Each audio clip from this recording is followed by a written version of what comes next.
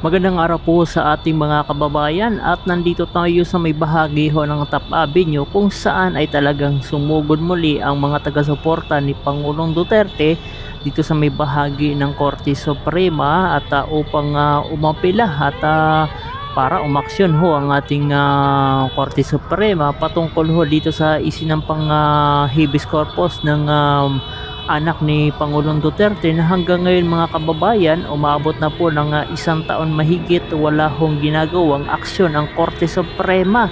Nako, kakalampagin na naman ho ang Korte Suprema mga kababayan, ay talagang napakatindi ho ito.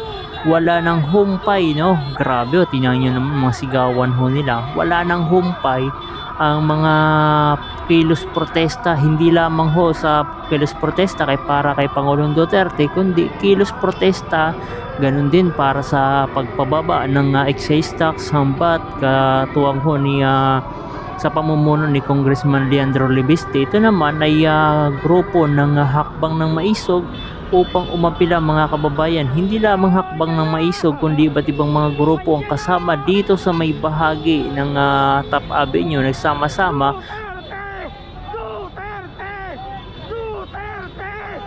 upang ibanawagan mga kababayan ang paglalabas na ng itong desisyon ng Korte Suprema, dahil nga ang pagkakaaresto kay Pangulong Duterte ay masasabi ho nating illegal dahil dapat dumaan muna sa local court bago dalhin sa ibang bansa. Dapat dito muna litisin bago dalhin sa Hague, pero ang ginawa ng administrasyon ni Bongbong Marcos ay dinala agad sa court sa ibang bansa, hindi man lang dumaan sa tamang proseso, no? Kasi ayon po sa Rome Statute na dapat ay ito ay dumadaan sa local court bago dalhin sa international court mga kababayan. Pero ang nangyari, binaypas ho ng administrasyon ni Bongbong Marcos ang Korte Suprema, na imbis na dumaan ho sa Korte Suprema ay dinala agad sa ibang bansa. Grabe yung mga wagaywan ng bandila mga kababayan. At bukas pala mga kabayan ay magkakaroon din ho ng ganitong protesta magmula ho sa Plaza Salamanca patungo sa Korte Suprema.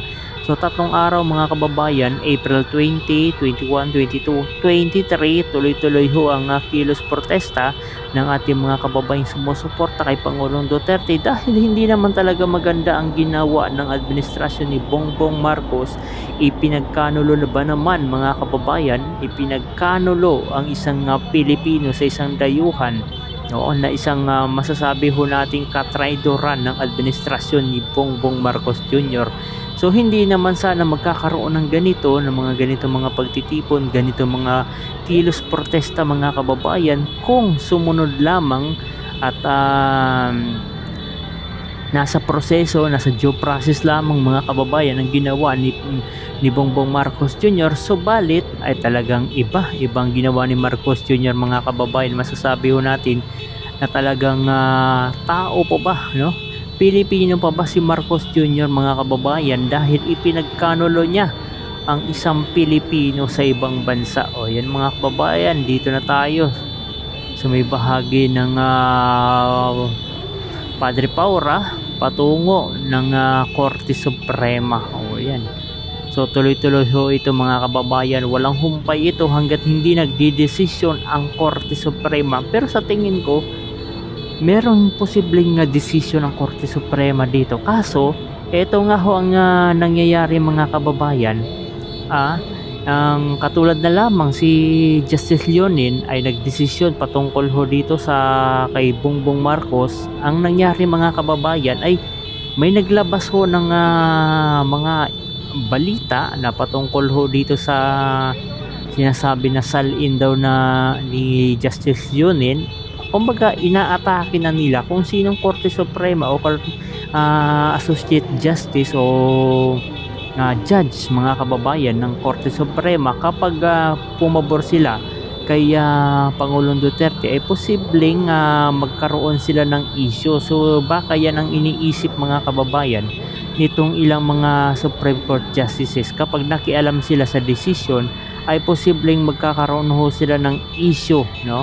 Kaya talagang Naku, grabe na talaga ang nangyayari ho sa ating bansang Pilipinas mga kababayan. Hangga't hindi nagdedesisyon talaga ang Korte Suprema ay mananatiling ganito. Talagang masasabi ho natin maingay, magulo ang bahagi ng Metro Manila.